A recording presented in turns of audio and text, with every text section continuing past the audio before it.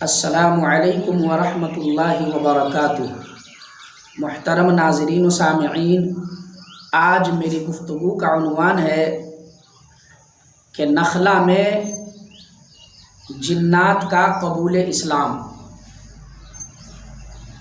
تو دیکھیے، رسول اللہ صلی اللہ علیہ وسلم جب نخلا میں قیام کیے ہوئے تھے اور آپ قرآن کریم کی تلاوت کرتے، نمازوں میں بھی اور نماز کے باہر بھی، تو یہ قرآن کریم کی تلاوت جنات کی ایک جماعت سنی، جنات کی ایک جماعت کے کانوں میں یہ آواز ٹکرائی۔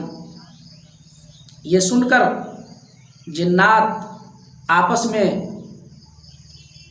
چیم و غنیاں کرنے لگے، آپس میں سرگوشیاں کرنے لگے کہ یہ کلام جو محمد الرسول اللہ نے لایا ہے یہ اچھا کلام ہے، یہ بہت ہی بہتر کلام ہے۔ چنانچہ قرآن پاک کو سن کر، قرآن پاک کی تلاوت کو سن کر جنات کی ایک جماعت اسلام میں داخل ہو گیا، اور پھر وہ جنات کی وہ جماعت اپنی قوم میں جا کر تبلیغ کرنا شروع کر دی، جناتوں کو وہ سمجھانا شروع کیا، اللہ کا قرآن پیش کیا اور دین سمجھایا۔ چنانچہ جنات کے گروہ در گروہ ایمان میں داخل ہونے لگے، جماعتیں اور بہت سارے وفود آ کر رسول اللہ صلی اللہ علیہ وسلم کی خدمت میں حاضر ہوتے اور اسلام میں داخل ہوتے۔ جنات وفد کی شکل میں آتے اور رسول اللہ کے ہاتھ پہ بیعت کرتے اور آگوش اسلام میں داخل ہو جاتے۔ چنانچہ بہت زیادہ جناتوں نے اسلام میں داخل ہوا اور اسلام میں داخل ہو کر وہ اپنی قوم میں اسلام کی ترویج و اشاعت کا کام کیا۔ یہاں ایک بات سمجھنے کے قابل ہے کہ یہ جنات،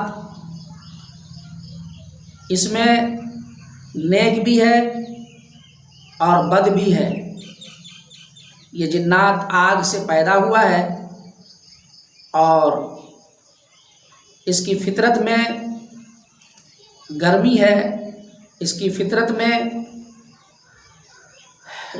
وہ سختی ہے۔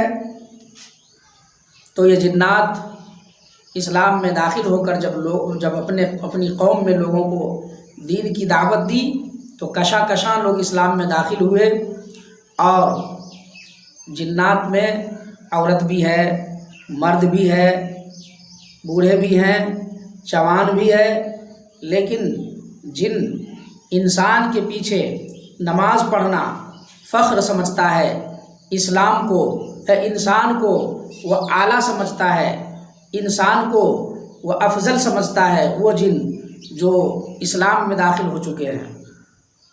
باقی بہت سے جن ایسے ہیں جو اسلام میں داخل نہیں ہوئے، انہیں خبیث کہا جاتا ہے۔ ایک بات اور سمجھنے کی یہاں قابل وہ ضرورت ہے کہ جن عالم الغیب نہیں ہوتے، جن عالم الغیب نہیں ہوتے، ان سے غیب کی باتوں کو پوچھنا، اس پر یقین کرنا، یہ بہت بڑا گناہ ہے۔ آج دیکھا جاتا ہے کہ کسی کے بدن پہ جن چڑھ گیا تو لوگ جاتے ہیں اس سے پوچھنے کے لیے کہ یہ بتاؤ مجھے نوکری ہوگی یا نہیں، یہ بتاؤ میرا بیٹا بیمار ہے وہ شفا یاب ہوگا یا نہیں، یہ بتاؤ میرا بھائی امتحان دیا ہے، کمپٹیشن کی تیاری کر رہا ہے، اسے نوکری ہوگی یا نہیں۔ یہ تمام قسم کے سوالات لوگ اس سے کرتے ہیں، اور اس میں پیش عورتیں ہوتی ہیں۔ یہ بات سمجھ لیجئے کہ جن عالم الغیب نہیں ہے۔ اگر وہ عالم الغیب ہوتا تو حضرت سلیمان علیہ السلام جب بیت المقدس بنوا رہے تھے، مسجد اقصی بنوا رہے تھے، تو اس وقت جن کی ایک بہت بڑی جماعت کام کر رہی تھی، بیت المقدس جو ہے وہ اس میں اپنا کام کر رہی تھی، اس کی تعمیر کر رہی تھی۔ اتنے میں حضرت سلیمان علیہ السلام کے لاٹھی کو دمک چاٹا اور وہ لاٹھی ٹوٹ گئی۔ سلیمان علیہ السلام زمین پہ دھڑام سے گرے۔ اس وقت تک بیت المقدس مکمل ہو چکا تھا۔ چنانچہ سارے لوگ آئے تو دیکھا کہ حضرت سلیمان علیہ السلام تو انتقال کر چکے ہیں۔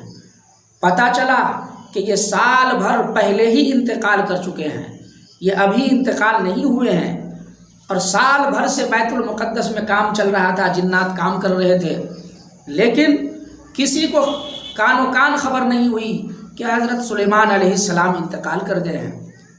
اگر خبر ہوتی تو وہ جماعت بکھر جاتی اور بیت المقدس کی تعمیر میں خلل پڑ جاتا، لیکن کسی بھی جنات کو کان و کان خبر نہیں ہوئی۔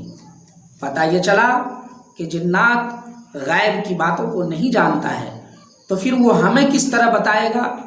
ہاں، اللہ نے انہیں یہ اختیار دیا ہے کہ چاہے وہ جس شکل میں آ جائے، چاہے وہ انسان بن جائے، چاہے وہ بلی کی شکل میں آ جائے، چاہے وہ سانپ کی شکل میں ہو جائے، چاہے وہ ہوا کی شکل میں بدل جائے، جس قسم کی شکل میں وہ آنا چاہے آ سکتا ہے، اس کا اختیار ہے۔ کسی کے بدن پہ بھی آتا ہے تو وہ اسی کے روپ میں، اسی کی شکل میں آتا ہے جو مر چکا ہے، اور وہ غلط بولتا ہے، جھوٹ بولتا ہے کہ میں تیرا فلاں ہوں جو مر چکا ہوں، یہ ہوں وہ ہوں، اسی کی شکل میں آتا ہے تاکہ اس کا ایمان خراب ہو جائے۔ مرا ہوا آدمی دنیا میں تو آئے گا نہیں، انسانوں سے باتیں تو کرے گا نہیں، انسان کے جسم پہ آئے گا تو نہیں، تو وہ ایمان کو خراب کرنے کے لیے انسانوں کے جسم پہ آ کر کسی کی شکل میں آتا ہے اور وہ کہتا ہے کہ میں فلاں ہوں۔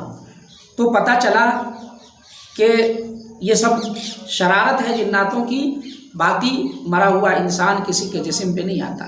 ایک بات اور سمجھ لیجئے، جنات تو جنات، فرشتے بھی عالم الغیب نہیں ہوتے، فرشتے بھی غیب کی خبر کو نہیں جانتے۔ اللہ کے علاوہ کسی کو غیب کی خبر معلوم نہیں۔ ہاں، جو کچھ اللہ جسے بتا دے اسے وہ معلوم ہو جاتا ہے۔ جیسے رسول اللہ صلی اللہ علیہ وسلم کو بہت سی باتیں اللہ رب العزت نے بذریعہ وحی بتا دیا تو وہ جانتے تھے جو اور لوگ نہیں جانتے۔ ساری دنیا میں تمام مخلوق میں سب سے زیادہ جناب محمد الرسول اللہ صلی اللہ علیہ وسلم کو اللہ نے علم دیا، اور تمام انسانوں سے، تمام مخلوقات سے آپ کو افضل بنایا۔ افضل ہی نہیں بلکہ آپ کو مقرب بنایا، آپ کو اللہ نے خاتم النبیین بنایا۔ تو یہ ہے، باقی جنات ہو یا کوئی بھی ہو، ولی ہو، فرشتہ ہو، وہ غیب کی باتوں کو نہیں جانتا ہے۔ اس لیے کسی کے جسم پہ اگر جنات آ جائے تو اس سے آگے کی باتیں، مستقبل کی باتیں پوچھنا نہیں چاہیے، ورنہ بڑا گناہ ہوگا، اور اس پر اگر آپ کا یقین ہو گیا تو پھر وہ شرک ہو جائے گا۔ اللہ تعالی ہم سب کو کفر و شرک سے بچائے، آمین۔